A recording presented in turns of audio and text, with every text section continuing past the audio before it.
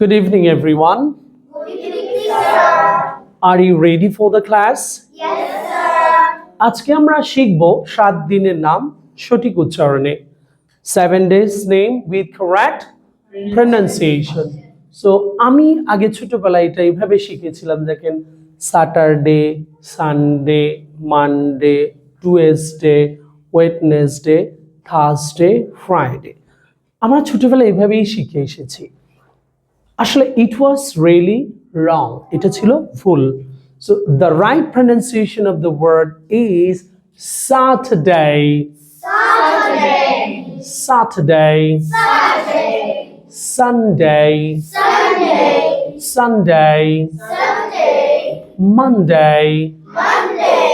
Monday. Monday. Tuesday. Tuesday. Tuesday. Tuesday.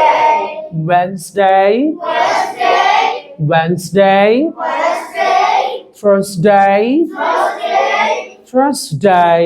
Thursday. Friday. Friday.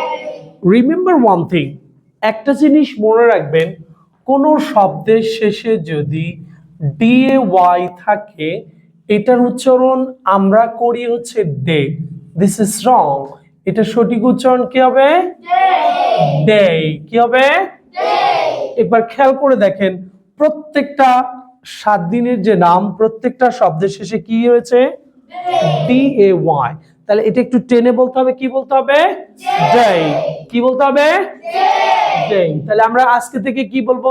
Saturday, Saturday. Sunday, Sunday. Monday, Monday.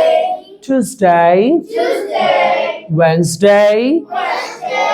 Thursday, Thursday. Friday.